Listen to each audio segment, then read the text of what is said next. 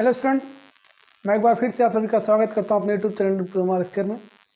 आज हम बात करने वाले हैं आरसीसी के लेक्चर नंबर 2 के बारे में, जिसमें हम डब्ल्यूएसएम क्या होता है, एलएसएम क्या होता है, इन सब के बारे में डिस्कस करेंगे।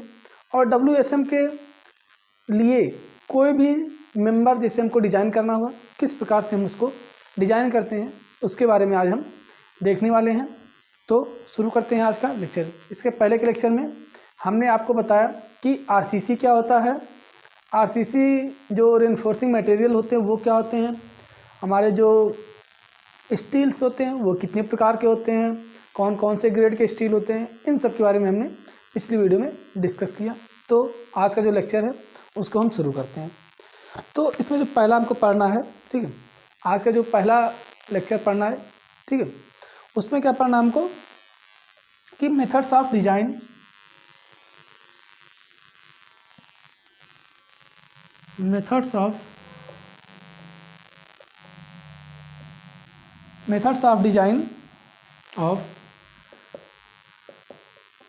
RCC members.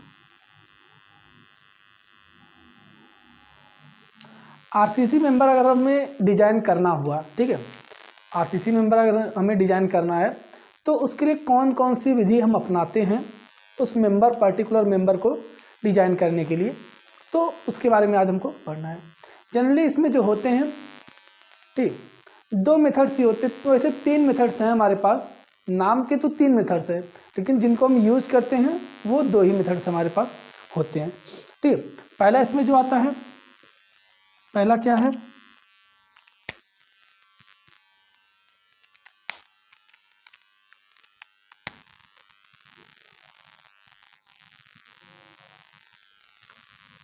Working stress method,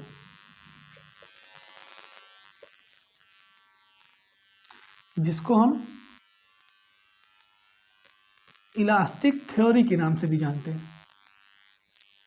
ठीक है, हिंदी में क्या बोलते हैं इसको, कार्यकारी प्रतिबल विधि। ठीक है, कार्यकारी प्रतिबल विधि इसको हम हिंदी में बोलते हैं। दूसरा क्या है हमारा, अल्टीमेट लोड मेथड। तीसरा है हमारा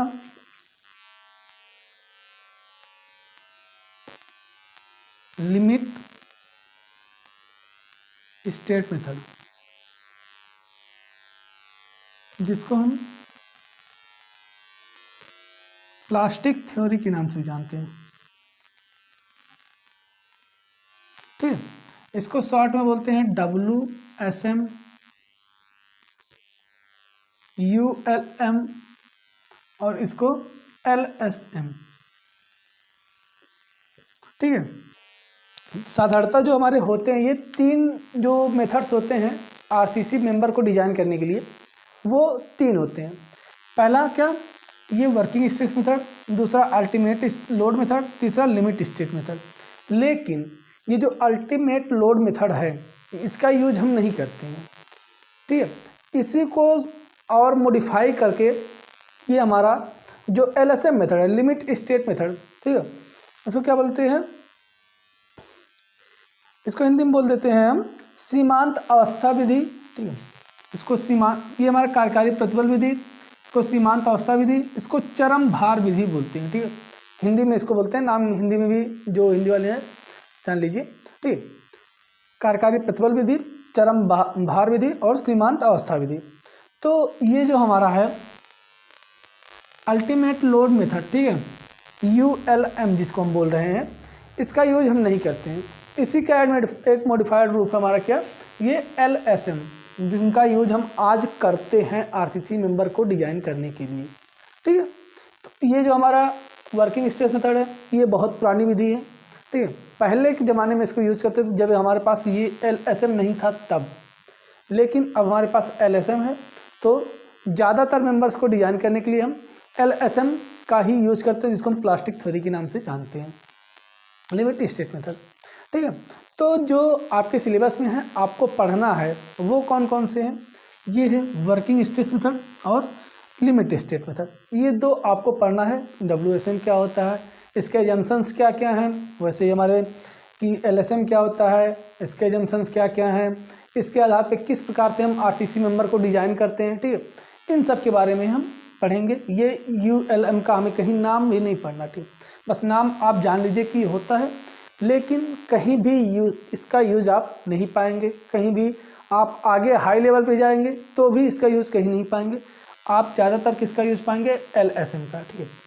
ये जो लिमिट स्टेट मेथड होता है यही सबसे ज़्यादा प्रचलित विधि है और सबसे ज़्यादा यूज़ इसी का किया जाता है। इस पर जो मेंबर डिज़ाइन किए जाते हैं वो सबसे ज़्यादा सुरक्षित और टिकाऊ होते हैं, ज़्यादा समय तक हमारे चलते हैं ये, ठीक है।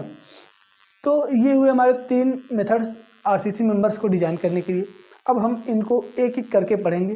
पहले जो आपको पढ़ना है, पूरा पढ़ना है कि WSM क्या होता है, मतलब कि वर्किंग स्ट्रेस मेथड क्या होता है, इसके आधार पर मेंबर्स को किस प्रकार से डिज़ाइन करते हैं, लोड को कैसे कैलकुलेट करते हैं, इन सब के बारे में पहले हम WSM पढ़ेंगे। फिर उसके बाद LSM हमको पढ़ना है। पूरी बुक जो आपकी RCC है वो LSM पर ही आधारित है, ठीक है। LSM पूरी बुक में आपको LSM ही पढ़ना है और आगे भी आप जाएंगे तो वहाँ पे भी WSM बहुत कम ही मिलेगा आपको। LSM जो लिमिट स्टेट मेथड है वही सबसे ज़्यादा आपको यूजफुल होगा आपके लिए, ठीक है। तो देखते हैं कि ये हमारे तीनों क्या होते हैं वर्किंग स्ट्रेस मेथड। ऐसे ही हम आपको बता देते हैं कि ये जो वर्किंग स्ट्रेस मेथड है, ठीक है, इस जब क्या करते हैं इसके द्वारा, ठीक है, इस विधि में क्या करते हैं, जो वर्किंग लोड उस पर आते हैं किसी मेंबर पे, किसी मेंबर पे कोई लोड जितना लग रहा है वो, मतलब नाम से क्या पता चल रहा है, कार्यकारी भार या फिर कार्यकारी प्रतिबल, ठीक है। जब कार्यकारी प्रतिबल आ रहा है मतलब कि उस पर कार्यकारी भार लगेगा। उसके आधार पर मतलब कि किसी मेंबर्स को जब उस पर लग रहे कार्यकारी भार, जिसको हम वर्किंग लोड के आधार पर डिजाइन करते हैं, तो उसको हम वर्किंग स्ट्रेस मेथड बोल देते हैं या फिर इलास्टिक थ्योरी उसको बोलते हैं।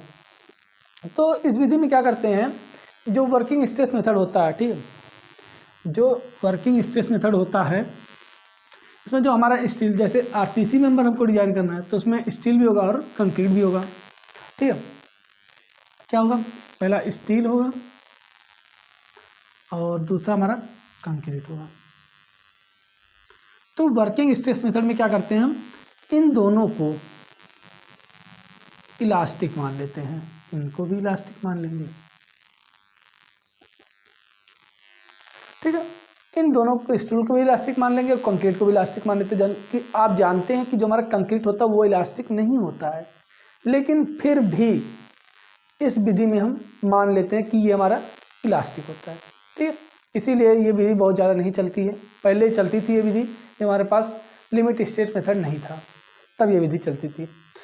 यही इसके दोष भी आ जाते हैं कि इन दोनों को हम इलास्टिक मान लेते हैं, ठीक है। तो ये हुआ पहला। क्या, अगर पहला पॉइंट आपको लिखने को आ गया तो पहले तो आप लिखेंगे कि इस विधि, जो ये विधि है ये वर्किंग लोड पर आधारित है।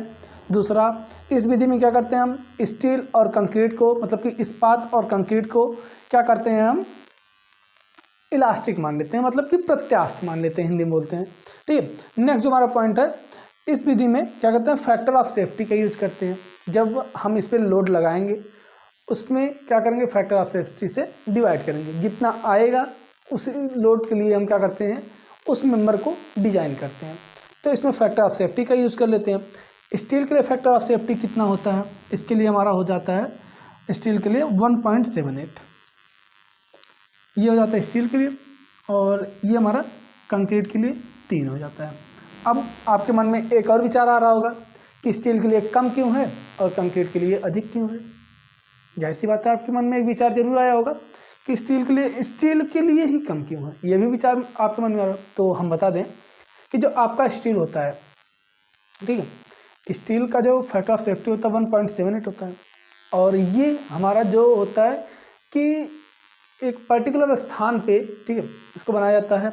इसको आप कारखानों में बनाते हैं। जो स्टील होता है, रॉड स्टील, मतलब क्या समझ रहे हैं आप, सरिया आप जान रहे होंगे, रेनफोर्सिंग मटेरियल जिसको बोलते हैं, ठीक है। सरिया जो होता है वो क्या होता है हमारा, उसको हम कारखानों में बनाते हैं, कहीं बनाते हैं, ठीक है। लेकिन जो हमारा कंक्रीट होता है उसको हम साइड पे बनाते हैं, तो उसमें क्या करते हैं, कुछ अलग से मटेरियल मिल जाते हैं, उड़ के इधर से धूल उधर से कंकड़ मिल जाते हैं, तो उसकी स्ट्रेंथ को कम कर देते हैं। इसलिए फैक्टर ऑफ सेफ्टी कंक्रीट के लिए हम ज़्यादा रखते हैं और स्टील के लिए फैक्टर ऑफ सेफ्टी कम रखते हैं। ये एक बहुत ही महत्वपूर्ण रीजन होता है, ठीक है। इसको आप याद रखिएगा। ये आपके जो क्वेश्चंस हैं, ठीक है, कि फैक्टर ऑफ सेफ्टी किसका कितना होता है, ये आपके जेईई में भी पूछे जाते हैं, इसलिए आपको याद रखना ये जरूरी हो जाता है। ये हुआ हमारा तीसरा पॉइंट, ठीक है। इसमें जो होता है ये फैक्टर ऑफ सेफ्टी तो है, लेकिन ये किस पर लगाएंगे? नाम है वर्किंग स्ट्रेस मेथड, स्ट्रेस पे लगाएंगे या फिर लोड पे लगाएंगे। जो विधि है हमारी वो किस पर आधारित है? इसमें क्या कहते हैं, वर्किंग लोड पर आधारित है ये विधि, ठीक है, वर्किंग लोड पर आधारित है, ठीक है। तो जो होता है, ये जो हमारा फैक्टर ऑफ सेफ्टी हम यूज कर रहे हैं 1.78 और 3, ये हमारा किस पर लगाया जाता है? लोड पे नहीं लगाया जाता है, ये आप याद रखिएगा। जो फैक्टर ऑफ सेफ्टी हम यूज करते हैं ये हम स्ट्रेस पे यूज करते हैं, लोड पे नहीं यूज करते हैं, इसको आप याद रखिएगा। ये भी एक इम्पॉर्टेंट पॉइंट हो जाता है आपके लिए, ठीक है। तो ये कुछ इंपॉर्टेंट पॉइंट हो गए आपके वर्किंग स्ट्रेस मेथड में। आप इसको, आपको नोट्स प्रोवाइड कर दिया जाएगा, आप वहाँ से लिख सकते हैं, खुद का नोट्स बना सकते हैं, आप चाहे तो प्रिंट भी करवा सकते हैं उस नोट्स को, ठीक है।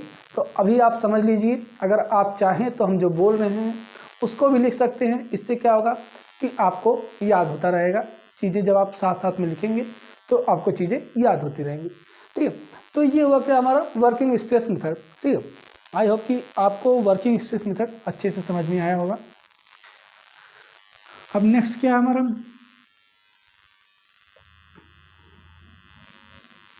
अल्टीमेट लोड मेथड, ठीक है, अल्टीमेट लोड मेथड।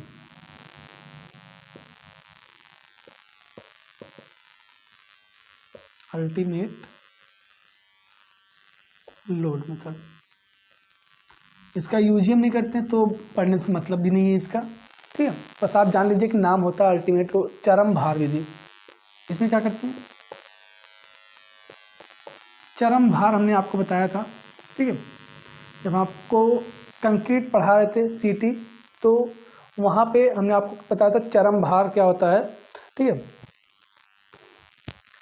जो हमारा अल्टीमेटली लोड लगता है, जैसे मेंबर हमारा टूटने वाला होता है, जब उस टाइम जो हमारा लोड लगता है किसी मेंबर पे, जो मेंबर है जिस पे लोड लग रहा है उस पर अल्टीमेटली लास्ट में जब वो टूटने वाला मेंबर, उस पर कितना लोड लग रहा है, वही हमारा चरम भार अल्टीमेट लोड कहलाता है।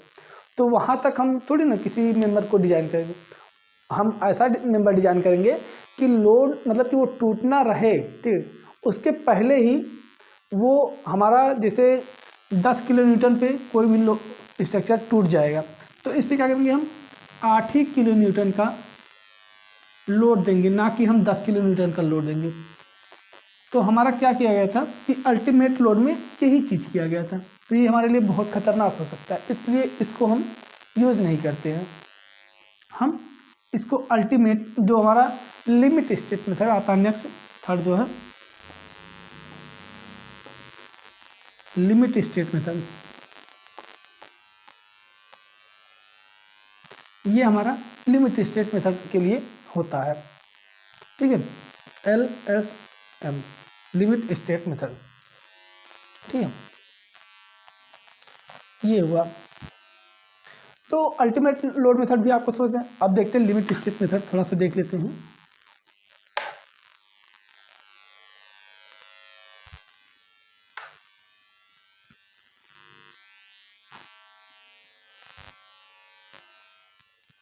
हाँ, क्या देखना हमको,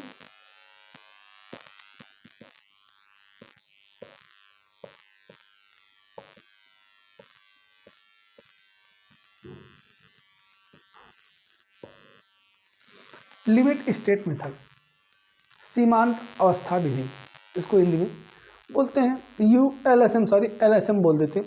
ये क्या होता है हमारा, ये जनरली 2 अवस्था के लिए डिजाइन किया जाता है। पहला क्या होता है, इसकी 2 मुख्य सीमाएं होती हैं, कौन कौन सी, पहला limit state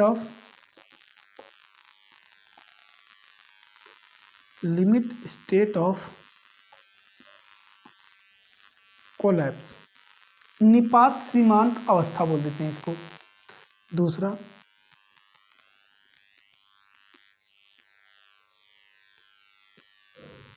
limit state of serviceability. इसकी दो मुख्य सीमाएं होती है, लिमिट स्टेट ऑफ कोलैप्स जिसको हम निपात सीमांत अवस्था बोलते हैं, दूसरा क्या होता है लिमिट स्टेट ऑफ सर्विसेबिलिटी, सेवा योग्यता की सीमांत अवस्था। ठीक है, ये दो हमारी होती हैं। अब इन्हीं के लिए क्या करते हैं हम, कोलैप्स और सर्विसेबिलिटी, इन्हीं को ध्यान में रख कर हम क्या करते हैं, लिमिट स्टेट मेथड को का यूज करते हैं और मेंबर्स को डिजाइन करते हैं। ठीक है, तो ये तो हुआ हमारा, हमको जो पढ़ना है हमारे जो सिलेबस में है वो केवल पढ़ना लिमिट स्टेट ऑफ कोलैप्स के बारे में, लिमिट स्टेट ऑफ सर्विसेबिलिटी के बारे में हमको नहीं पढ़ना है। बस हमको केवल लिमिट स्टेट ऑफ कोलैप्स के बारे में पढ़ना है, जो आपके यहाँ पे डिप्लोमा लेवल के लेक्चर में डिप्लोमा लेवल की जो बुक में दिया गया है वो केवल लिमिट स्टेट ऑफ कोलैप्स के बारे में दिया गया है। तो हम आगे इन्हीं के बारे में पढ़ेंगे। ठीक है, इनके भी हमारे जो लिमिट स्टेट ऑफ कोलैप्स होते हैं इनमें भी कई हमारे होते हैं, फ्लेक्चर होते हैं, बेंडिंग होते हैं। ठीक है, ये होते हैं, तो हम आगे इनके बारे में पढ़ेंगे। फिलहाल तो हम पढ़ेंगे केवल जो WSM है, जो ये चैप्टर जो हम पढ़ रहे हैं इसमें आपको WSM के बारे में पढ़ना है। ठीक है, तो ये तो हुआ, आप जान गए कि WSM क्या होता है, LSM क्या होता है और ULSM क्या होता है, मतलब कि कौन कौन से मेथड्स होते हैं जो RCC स्ट्रक्चर, RCC मेंबर को डिजाइन करने के लिए हम यूज करते हैं। अब थोड़ा सा और यहाँ पे एक चीज़ देख लीजिए जो बहुत ही इंपॉर्टेंट है आपकी एग्जाम के पॉइंट ऑफ व्यू से। ठीक है, आपके जो एग्जाम से के पॉइंट ऑफ व्यू से इम्पॉर्टेंट है वो क्या है कि WSM वर्किंग स्ट्रेस मेथड और LSM लिमिट स्टेट मेथड में अंतर क्या होता है। ठीक है, सॉरी, इन दोनों में डिफरेंस आपके लिए जानना बहुत ही ज़रूरी होता है। तो देख लेते हैं, एक मिनट, ठीक है।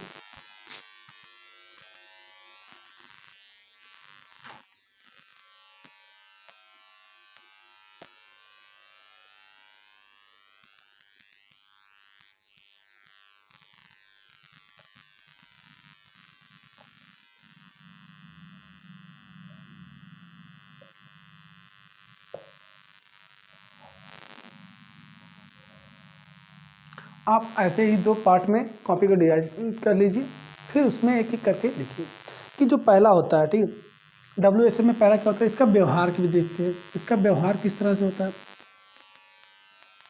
व्यवहार का मतलब क्या है कि इसका जो स्ट्रेस स्ट्रेन डायग्राम कर्व हम खींच रहे हैं वो किस तरह से होता है। ठीक है, तो जो WSM में होता है ये हमारा लीनियर होता है, जो स्ट्रेस स्ट्रेन कर्व होता है वो कैसा होता है, लीनियर होता है। लेकिन अगर यही हम LSM में बात करें, लिमिट स्टेट मेथड में बात करें, तो यहाँ पे नॉन लीनियर होता है, नॉन लीनियर होता है। ठीक है, ये तो पहला हुआ व्यवहार। ठीक है, अब एक चीज नेक्स्ट क्या है, इसका नाम इसको क्या बोलते थे हम, WSM is also known as elastic theory, WSM is also known as elastic theory, और LSM is also known as plastic limit,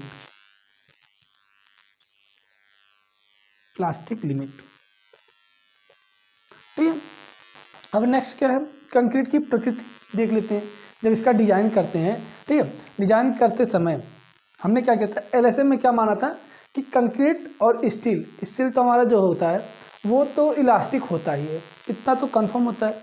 लेकिन हमने WSM में क्या किया था कि जो कंक्रीट था, थर्ड जब पॉइंट हम लिख सकते हैं, कंक्रीट को क्या किया था हमने, इलास्टिक मान लिया था। तो यहाँ पे क्या हो जाएगा, कंक्रीट हमारा इलास्टिक हो जाएगा। लेकिन ठीक है, इसमें लिमिट स्टेट मेथड में एक कंडीशन होती है, ठीक है, इलास्टिक स्टेट तक, ठीक है, क्या करता है, फेल होने से पहले इसमें क्या होगा कि इसको इलास्टिक मान लेते हैं तो कोई प्रॉब्लम नहीं, लेकिन LSM में क्या बात करते हैं, क्या करते हैं हम कि फेल होने से पहले ये क्या होता है, इलास्टिक स्टेट से प्लास्टिक स्टेट में पहले चेंज होता है। ये डायरेक्ट हमारा इलास्टिक मान लिए तो इलास्टिसिटी में मतलब कि इलास्टिक स्टेट में ही ये फेल हो जाएगा। लेकिन LSM में इलास्टिक स्टेट से फेल होने से पहले क्या होगा, इलास्टिक स्टेट से पहले प्लास्टिक स्टेट में चेंज होगा।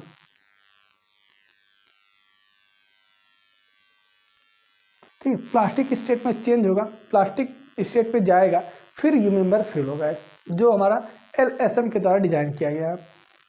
नेक्स्ट क्या है, ये हमारे हुक्स लॉ को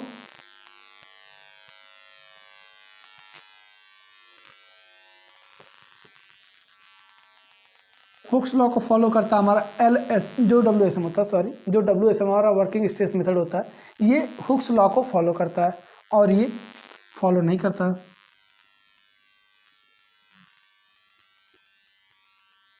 हुक्स लॉ को फॉलो नहीं करता है।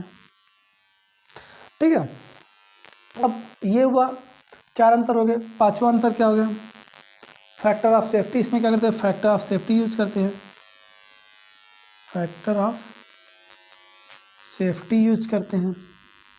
ठीक है, लेकिन इसमें क्या करते हैं, partial factor of safety use करते हैं, पार्शियल फैक्टर ऑफ सेफ्टी। ठीक, इसमें फैक्टर ऑफ सेफ्टी यूज करते हैं WSM में, LSM में partial factor of safety use करते हैं। ठीक है, अब एक चीज़ और, इसमें क्या करते हैं, फैक्टर ऑफ सेफ्टी क्या किए थे हमने, कंक्रीट के लिए कितना लिया था, 3 लिया था, और स्टील के लिए कितना लिया था, 1.78 लिया था।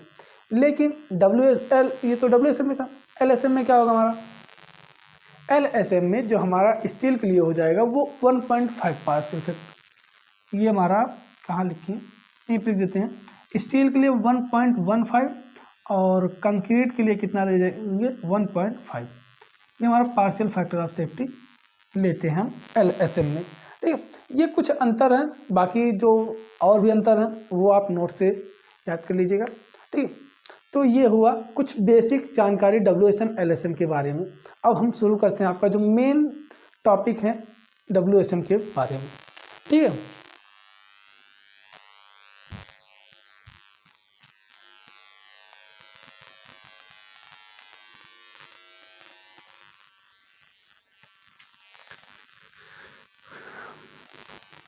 आई होप कि सारी चीज़ें आपको समझ में आ रही होंगी अच्छी से।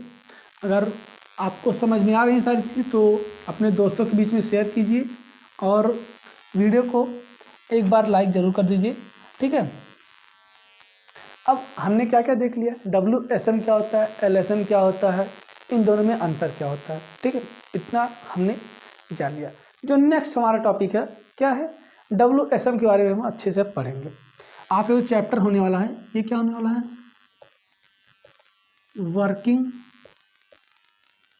Stress method.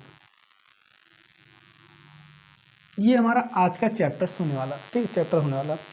इसमें क्या करेंगे हम, सबसे पहले तो देख लेते हैं कि वर्किंग स्ट्रेस मेथड के एजम्पशंस क्या है। हमारे वैज्ञानिकों ने वर्किंग स्ट्रेस मेथड बना तो दिया WSM, लेकिन इसके लिए कुछ एजम्पशंस भी दिए हैं कि इन चीज़ों को अगर ये स्ट्रक्चर फॉलो करता है या फिर इन चीज़ों को फॉलो करके हम किसी भी मेंबर को डिजाइन करेंगे, ठीक है, WSM के लिए, तो उसको भी हम देख लेते हैं।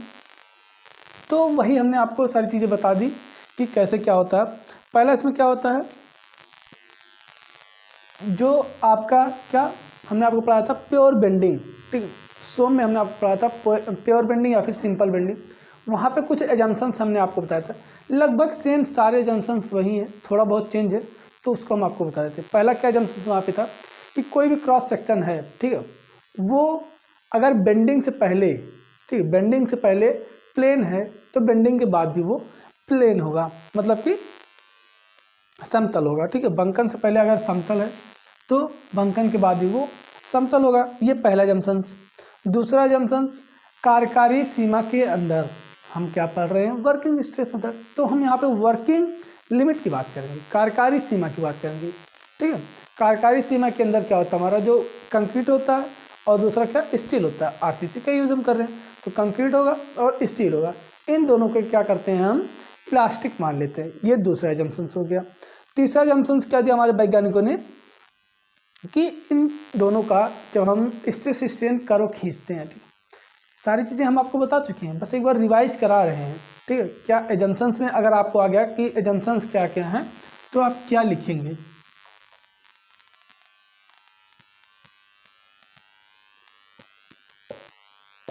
पहला बता दिया हमने कि बंकन से पहले अगर बेंडिंग से पहले प्लेन है क्रॉस सेक्शन तो बेंडिंग के बाद भी प्लेन होगा।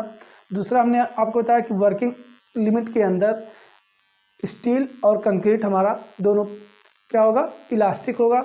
और तीसरा क्या है, इन दोनों का जो स्टील है और दूसरा कंक्रीट है, इन दोनों का जो स्ट्रेस स्ट्रेन डायग्राम होगा कर्व होगा वो हमारा एक स्ट्रेट लाइन होगा, सीधी रेखा होगी सॉरी।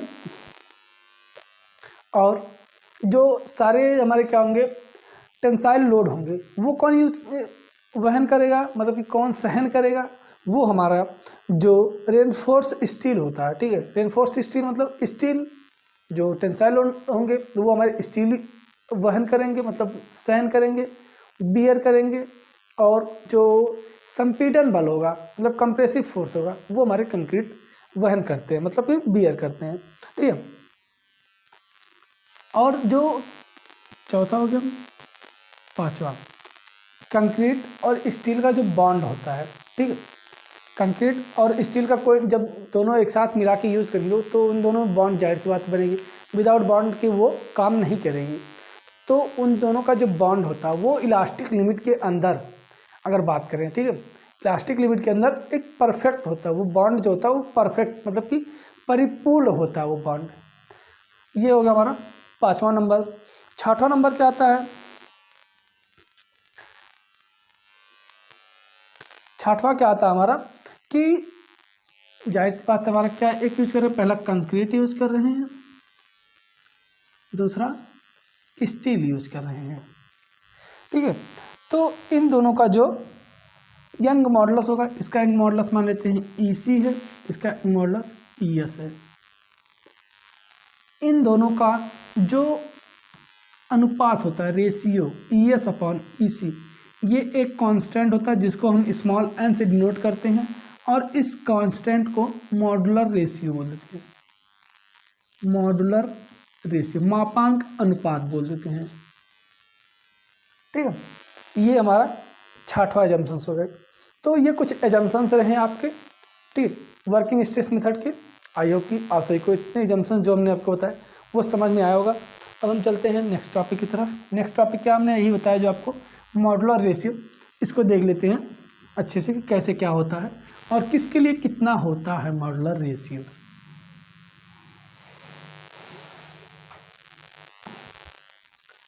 मॉडुलर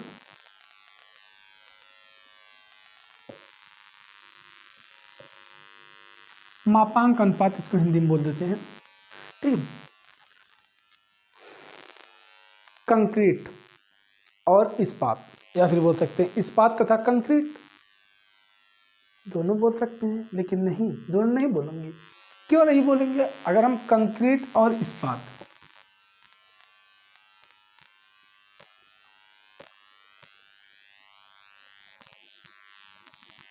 मतलब कंक्रीट का सी था हमने, तो ये नहीं होगा हमारा, ये गलत है। हम इस्पात और कंक्रीट बोलते हैं तो हमारा ES/EC होता है, ये हमारा सही होता है, ठीक है। इसलिए क्या बोलेंगे हम,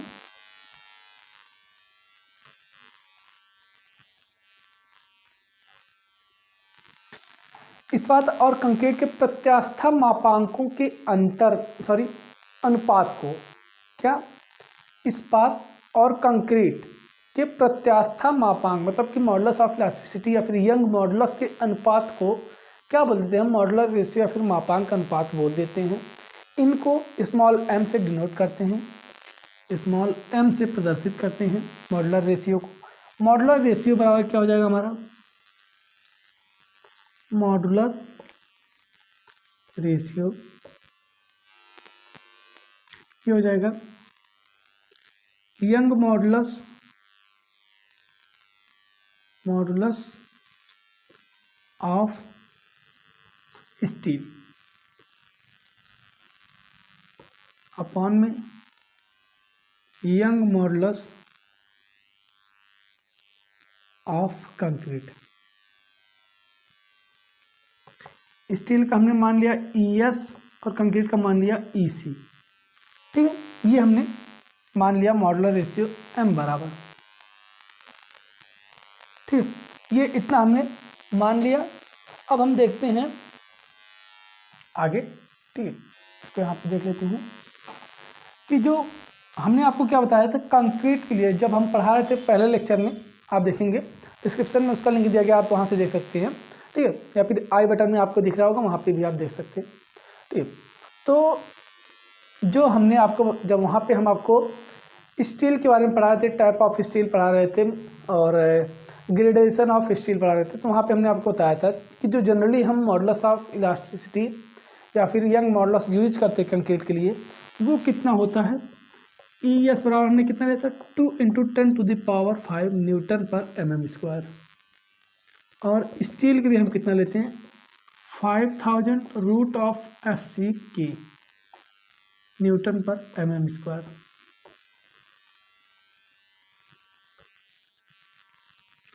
ये इतना हम लेके चलते हैं मॉडुलस ऑफ इलास्टिसिटी किसका, स्टील का और कंक्रीट का।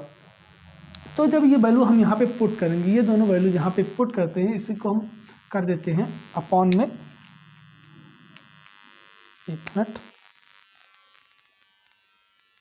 तो ये कितना इसका मान आ जाता है M बराबर आ जाएगा 280/3 सिग्मा C20।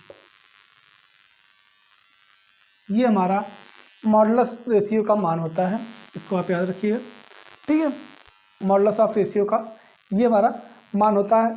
सिग्मा CBC क्या है, अब ये भी आपको सोच रहे होंगे सिग्मा CBC क्या है। ठीक, तो सिग्मा CBC जो है वो हम बता दें आपको कि, ठीक, सिग्मा CBC ये क्या है हमारा permissible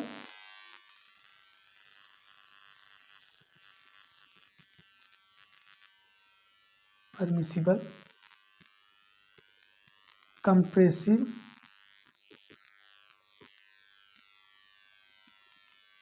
stress sorry. Sigma CBC क्या होता है हमारा परमिसिबल कंप्रेसिव स्ट्रेंथ, अनुज्ञेय संपीड़न प्रतिबल, ये हमारा सिग्मा CBC होता है। जब आप कहीं भी क्वेश्चन सॉल्व करेंगे आपको सिग्मा CBC की वैल्यू दी रहेगी।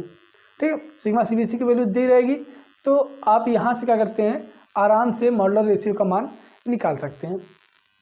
ठीक है, जैसे क्या हुआ हमारा, कोई भी अगर सिग्मा CBC हमको अगर ज्ञात करना किसी भी ग्रेड की कंक्रीट है, जैसे मान लेते हैं एग्जाम्पल ले लेते हैं फिर बताते हैं। ठीक है, आई होप कि ये मॉडुलर रेशियो क्या होता है ये आपको समझ में आया होगा।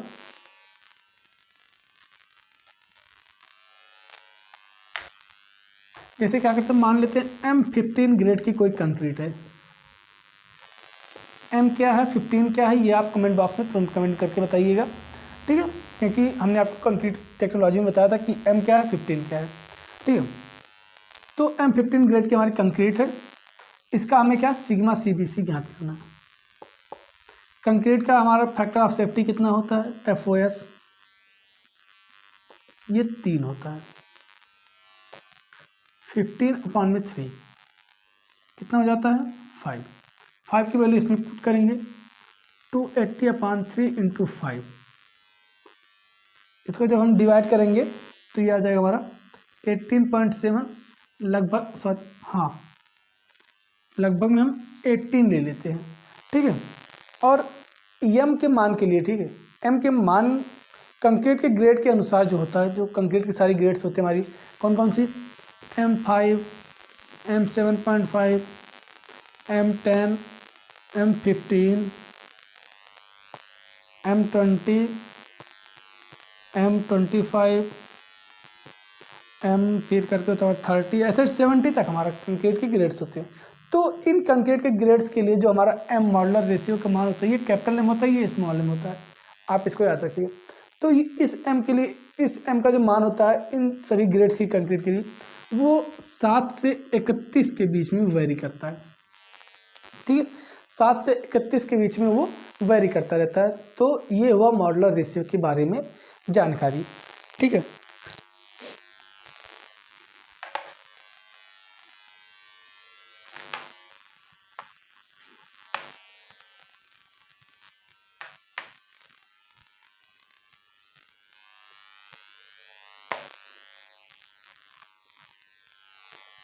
तो नेक्स्ट जो हमारा टॉपिक है वो क्या देख लेते हैं, वो हमारा आरसीसी बीम।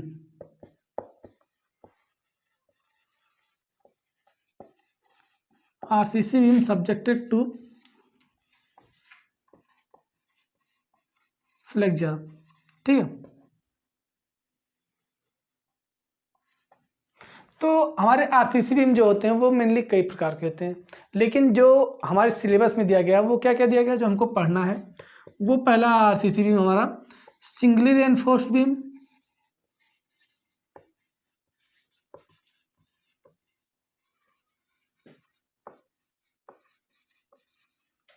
दूसरा क्या है डबली रेनफोर्स्ड बीम,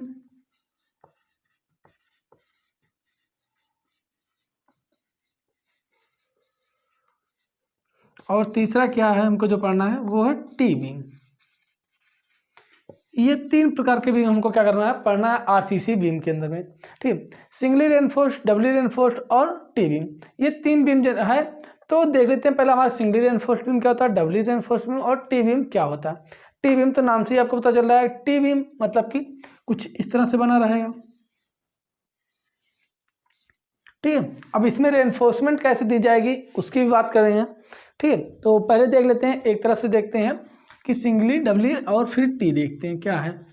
ठीक है, ये यहाँ पे बस बेसिक से आपको दिया गया कि जान लीजिए आप ये डबली, सिंगली, डबली और टी बीम होता क्या है। आगे आपको अलग से चैप्टर तीनों की दिया गया है। ठीक, आगे चैप्टर्स आपके हैं अलग से, सिंगली रेनफोर्समेंट का अलग भी चैप्टर है, डबली का अलग चैप्टर और फिर टी का अलग चैप्टर। तो यहाँ पे बस आपको जान लेना है कि सिंगली, डबली और टी बीम जो होते हैं हमारे, ये क्या होते हैं, मेनली यही चीज़ है। ठीक, तो पहला हमको क्या देखना है, singly reinforced beam, singly reinforced beam. ठीक है, सिंगली रेनफोर्स्ड बीम का क्या मतलब है, वह बीम, ठीक है, जिसमें हमारा जैसे एक बीम होती है तो उसमें 2 जोन हमारे बनते हैं। ठीक है, ये न्यूट्रल एक्सिस होती है जिसको हम NA लिखते हैं। ठीक है, ये हमारा कंप्रेशन जोन होता है और ये हमारा टेंशन जोन होता है। आपको हमने जब 100 में बीम पढ़ा रहे थे, वहाँ पे प्योर बेंडिंग वाला चैप्टर जब आपको पढ़ा रहे थे, तो वहाँ पे हमने कुछ इस तरह का सेक्शन लिया था, इसको बेंड किया था कुछ इस तरह से। तो क्या होता है, यहाँ पे ये न्यूट्रल एक्सिस थी और ऊपर ये हमारा कंप्रेशन आ रहा था और नीचे क्या था, ये टेंशन आ रहा था। ठीक है, तो यही चीज़ यहाँ पे ऊपर वाला जोन जो हमारा, इसको कंप्रेशन जोन बोलते हैं और नीचे वाले को हम टेंशन जोन बोलते हैं। ठीक है, तो इसका हमारा क्या मतलब है देख लेते हैं। सिंगली रेनफोर्समेंट बीम का क्या मतलब है, सिंगली रेनफोर्स्ड बीम मतलब कि एक ही जोन में हमारा क्या होता है कि ये रेनफोर्स्ड दिया जाता है। मतलब कि एक ही, जैसे कोई बीम बना रहे हैं, नॉर्मली अगर भाषा में देखें तो अगर कोई बीम बना रहे हैं उसमें केवल नीचे की तरफ, ठीक है, नीचे की तरफ या फिर ऊपर की तरफ ही क्या करते हैं हम, अगर सरिया लगाते हैं। ठीक है, सरिया आप बोल सकते हैं, यहाँ रेनफोर्स्ड अगर ना बोलना चाहें आप तो सरिया बोल सकते हैं, स्टील बोल सकते हैं, steel rod.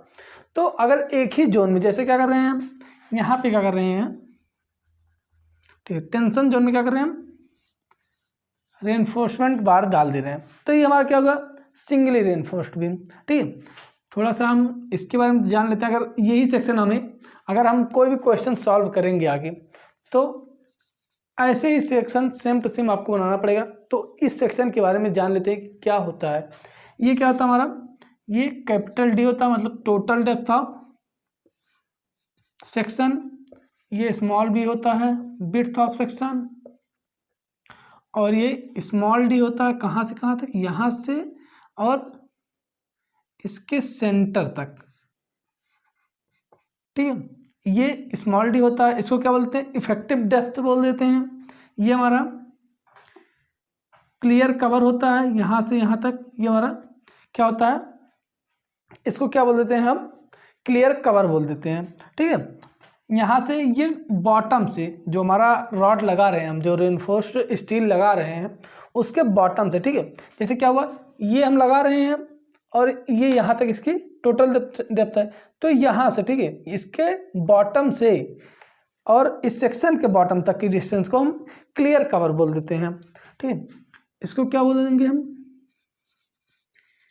Clear cover, Hindi में क्या बोलेंगे, शुद्ध आवरण। लेकिन इसके सेंटर से, ठीक है, इसके सेंटर से जो ये हमारा बार मान लेते हैं, इसके सेंटर पॉइंट से और बॉटम तक की डिस्टेंस को क्या बोल देते हैं हम, इसको इफेक्टिव कवर बोल देते हैं सॉरी, इफेक्टिव कवर, ठीक है। तो ये कुछ चीज़ें होती हैं जो आपको जानना इम्पोर्टेंट होता है। और ये हमारा होता है, इसको हम AST बोल देते हैं। AST मतलब एरिया ऑफ स्टील, ठीक है। तो ये कुछ चीज़ें होती हैं जो आपको जानना इंपॉर्टेंट होता है, जानना बहुत जरूरी होता है। क्लियर कवर क्या होता है, इफेक्टिव कवर क्या होता है, इफेक्टिव डेप्थ क्या होता है, टोटल डेप्थ क्या होता है और विड्थ क्या होती है, ठीक है, इसकी। तो ये सारी चीज़ें आपको जानना आवश्यक होता है, ठीक है। इन सब का यूज हम आगे क्वेश्चन में करेंगे। क्वेश्चन आपको दे दिया जाए कि कोई बीम है, उसकी टोटल डेप्थ क्या है, हमारी डी दिया गया, मान लेते हैं 500 दे दिया, और जो हम क्वेश्चन में यूज करेंगे वो हमेशा हम इफेक्टिव डेप्थ यूज करेंगे, टोटल डेप्थ का यूज हम नहीं करते हैं, ठीक है। तो हमारा टोटल डेप्थ दे देगा और क्लियर कवर दे देगा, सॉरी इफेक्टिव कवर दे देगा, कितना 50 दे देता है। तो हमको वहाँ पे इफेक्टिव डेप्थ की जरूरत पड़ेगी, तो इसमें से इसको जब माइनस करेंगे, ठीक है, जब टोटल डी में से इस इफेक्टिव कवर को माइनस करेंगे तो ये हमारा इफेक्टिव डेप्थ निकल के आएगा, ठीक है। ये हमारा 450 हो जाएगा। तो इस तरह से आपको ये जानना जरूरी होता है, ठीक है। तो ये क्या हुआ हमारा, इसको हम सिंगली रेनफोर्स्ड बीम बोल दे रहे हैं। क्यों, क्योंकि इसके एक ही जोन में, ठीक है, केवल टेंशन जोन में दिया गया हमारा रेनफोर्स्ड, इसलिए हम इसको सिंगली रेनफोर्समेंट बीम बोल रहे हैं। अगर यहीं पे क्या करते हैं हम, यहाँ पे भी दे देते हैं रेनफोर्समेंट, तो इसको हम डबली बोल देंगे फिर, ठीक है। यही बस इतना अंतर है सिंगली और डबली में, कि जब सिंगली क्या हो रहा है, जब केवल टेंशन जोन में दे रहे हैं रेनफोर्समेंट, और जब दोनों जोन में मतलब टेंशन और कंप्रेशन जोन, दोनों जोन में क्या कर रहे हैं हम, रेनफोर्समेंट दे रहे हैं, तो उसको हम डबली रेनफोर्समेंट बीम बोल देते हैं। और अब सेम टू सेम बाकी सारी चीज़ें वही रहेगी। ये न्यूट्रल एक्सिस होगी जिसको NA से लिखते हैं, इसको बल शून्य रेखा बोलते हैं, ठीक है, बल शून्य रेखा इसको बोलते हैं हिंदी में, न्यूट्रल एक्सिस इसको हम बोलते हैं, ठीक। तो ये हुआ हमारा सिंगली रेनफोर्समेंट, डबली रेनफोर्समेंट। तो हम देखते हैं कि टी बीम, ठीक है, हमारा क्या हुआ, सिंगली हुआ, डबली हुआ, ठीक है, उसमें क्या हुआ, इफेक्टिव डेप्थ हुआ। पहले देख लेते हैं सारी चीजें। इफेक्टिव डेप्थ क्या हमने देखा, इफेक्टिव डेप्थ, सॉरी इफेक्टिव का, हाँ effective depth, effective cover,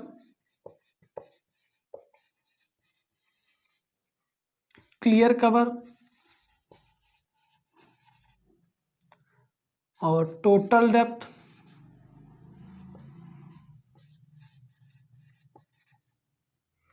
neutral axis,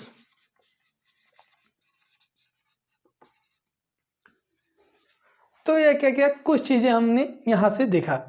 अब इसको एक एक करके देख लेते हैं क्या होता है, अच्छे से इसको देख लेते हैं। पहले इफेक्टिव डेप्थ सेक्शन पहले बना लेते हैं, जो हमने सेक्शन अभी बनाया हुआ था।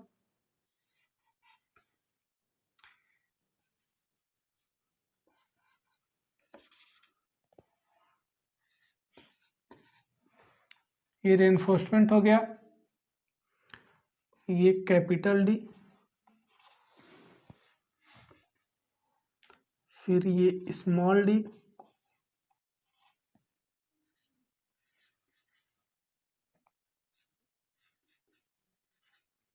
फिर ये क्या हुआ हमारा,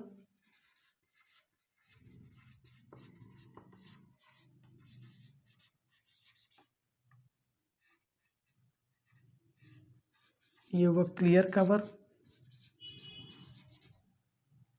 और एक चीज़ देख लेते हैं।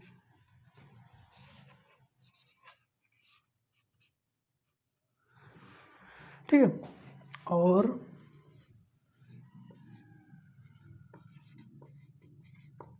तो अगर कोई सेक्शन हम बनाते हैं, ठीक है, जब आगे आगे क्वेश्चन आएगा तो उसमें इतना पूरा आपको ऐसे बनाना पड़ेगा।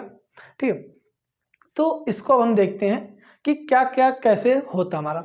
पहले क्या होगा, इफेक्टिव डेप्थ। इफेक्टिव डेप्थ क्या है, इसको हम स्मॉल डी से लिखते हैं।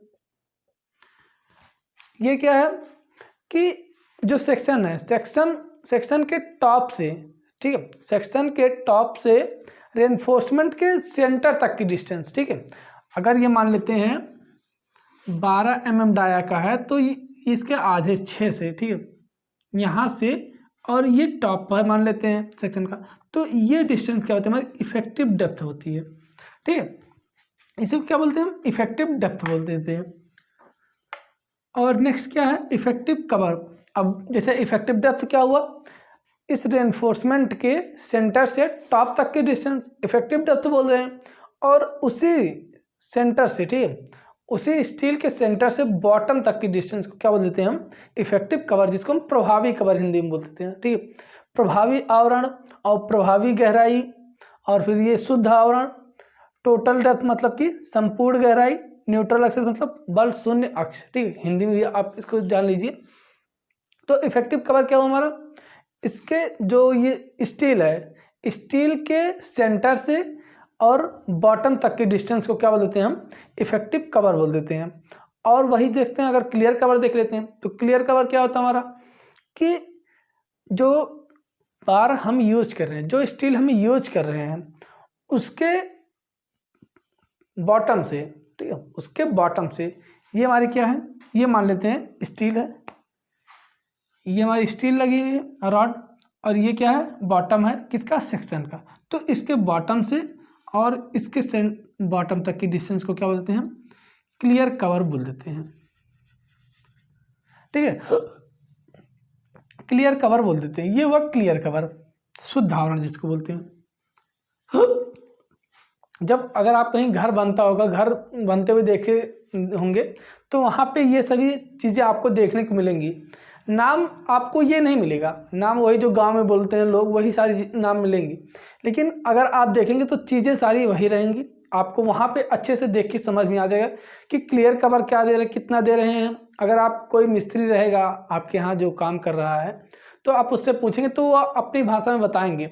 आपको किताबी भाषा तो वो नहीं बता पाएंगे, लेकिन आपको जो अपनी भाषा में जो यूज करते हैं वो लोग, वो आपको अच्छे से समझा देंगे। तो अगर आपके कहीं काम चल रहा हो, घर पे, गांव में, कंस्ट्रक्शन, कोई कहीं भी साइट अगर आपको मिलती है, तो आपको वहाँ पे जाना चाहिए और पूछना चाहिए कि कैसे क्या होता है। ठीक है, तो ये हुआ हमारा क्लियर कवर। नेक्स्ट है टोटल डेप्थ। टोटल डेप्थ आप जान ही रहे हैं कि सेक्शन की पूरी गहराई जो होती है हमारी टोटल डेप्थ होती है। ये बी है सेक्शन की चौड़ाई। Neutral axis. न्यूट्रल एक्सिस क्या है, अब इसको समझने के लिए पहले हम देख लेते हैं जो हमने सोम में पढ़ा था।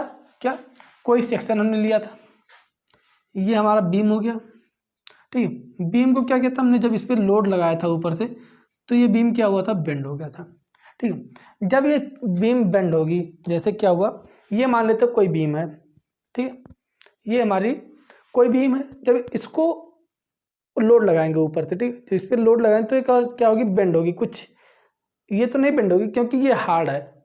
जब ये हार्ड है तो बेंड बहुत कम, इसमें बहुत मामूली सा होगा, या फिर लोड ज़्यादा लगाना पड़ेगा तब ये बेंड होगा। लेकिन मान लेते हैं कि ये बेंड हो रही है, ठीक है, अगर कोई स्केल होगी, ठीक है, तो स्केल आसानी से बेंड हो जाएगी, आप उसको करके देख सकते हैं।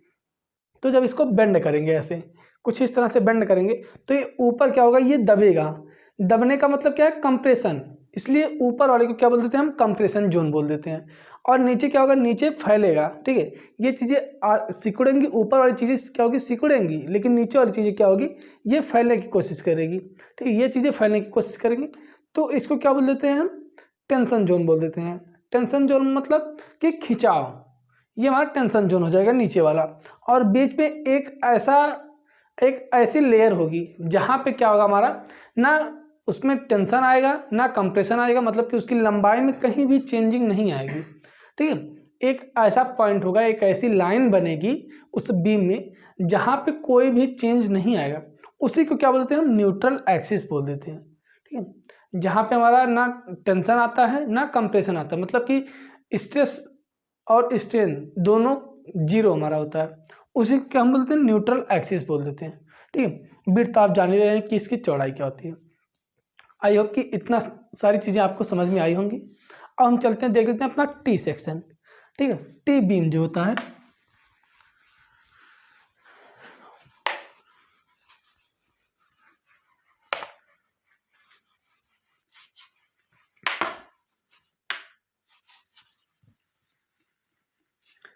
टी बीम जैसा कि नाम से ही आपको पता चल रहा है कि उसके कुछ जो आकार होगा उसका टी शेप में होगा। ठीक है, उसका जो आकार होगा किस शेप में होगा, वो हमारा टी शेप में होगा। टी हमारा कैसे बनता है, ऐसे बनता है, सेम टू सेम ऐसे ही हमारा बीम बन जाएगा।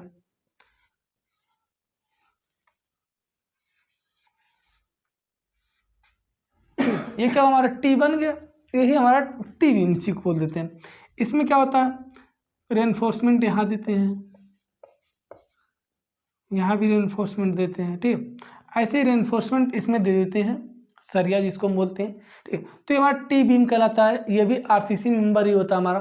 ठीक है, तो ये तीन प्रकार के हुए हमारे बीम हो गए। सीम सारी चीज़ें वही होंगी, डेप्थ होगी, विड्थ होगी, इसमें क्या होगा, फ्लेंज बनेगा और वेब बनेगा। ठीक है, इसको फ्लेंज बोल देते हैं, इसको वेब बोल देते हैं। तो इसका जो काम होता है वो, मतलब कि इसके बारे में जो जानकारी होगी वो आपको आगे के चैप्टर्स में, जब आपको टी बीम हम पढ़ाएंगे तो वहाँ पे अच्छे से बताएंगे टी बीम का एनालिसिस कैसे हम करते हैं जब कोई भी स्ट्रक्चर हमको बनाना होता है। ठीक है, तो ये हुआ हमारा टी बीम। अब हम देख लेते हैं जो आज का टॉपिक हमको पढ़ना है वो न्यूट्रल एक्सिस है। न्यूट्रल एक्सिस क्या होता है, किस तरह से ज्ञात करते हैं, ये सारी चीज़ें हमको पढ़नी है आज। ठीक है, तो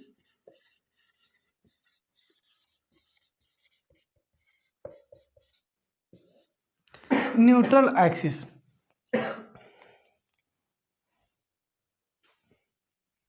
ठीक है, ये एक क्या होती है, इमेजिनरी लाइन होती है, दिखाई तो नहीं देगी आपको ना ये, इसलिए इसको इमेजिनरी लाइन बोल देते हैं। ठीक है, या फिर लेयर बोल देते हैं, मतलब काल्पनिक रेखा या फिर काल्पनिक परत होती है जो हमारे किसी भी सेक्शन को दो पार्ट में डिवाइड करती है।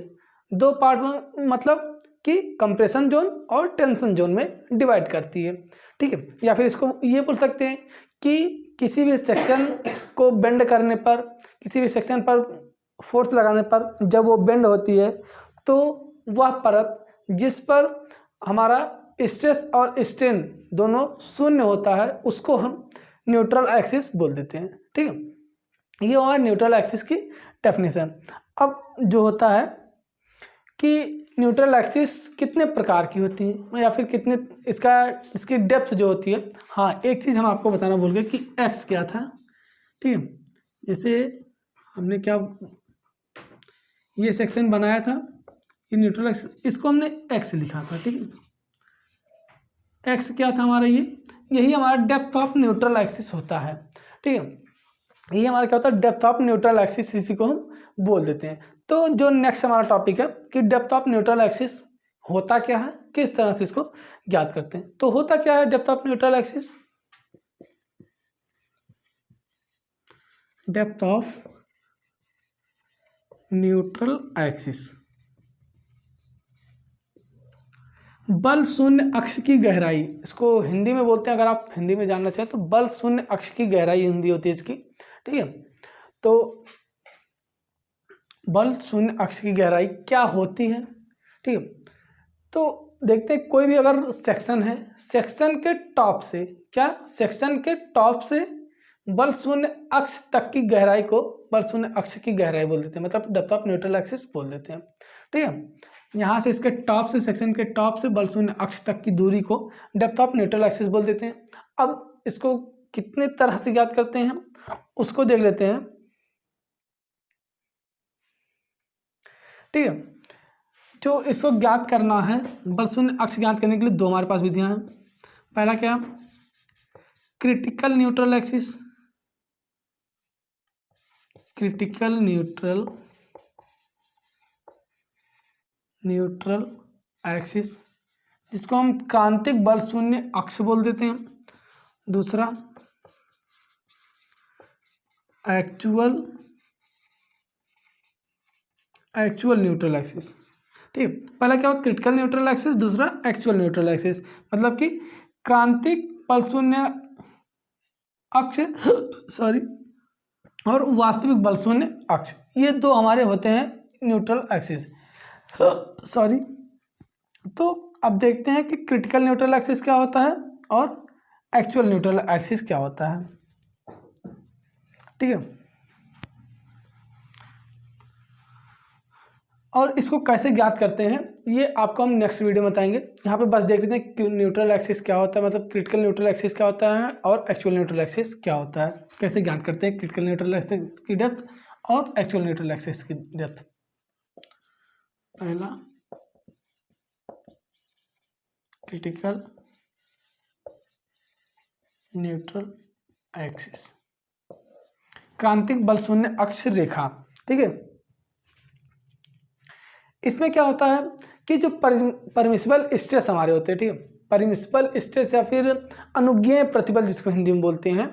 परमिसिबल स्ट्रेस क्या होता है कि जितना स्ट्रेस उस पर लागू किया जा सकता है, जितना स्ट्रेस किसी सेक्शन पे लगाया जा सकता है उसके आधार पे, ठीक है, जो परमिसिबल स्ट्रेस होता है उसके आधार पे अगर हम किसी भी जो सेक्शन होता है उसकी न्यूट्रल एक्सिस ज्ञात करते हैं तो उस विधि को क्या बोलते हैं हम क्रिटिकल न्यूट्रल एक्सिस बोल देते हैं। लेकिन अगर वहीं पे क्या करते हैं हम कि प्रबलन इस्पात के आधार पे जो हमारा रेनफोर्समेंट यूज कर रहे हैं सेक्शन में आरसीसी बनाने के लिए, उसके आधार पे अगर हम किसी भी न्यूट्रल एक्सिस को ज्ञात करते हैं तो उस विधि को क्या बोलते हैं हम न्यूट्रल मतलब कि एक्चुअल न्यूट्रल एक्सिस बोल देते हैं। ठीक,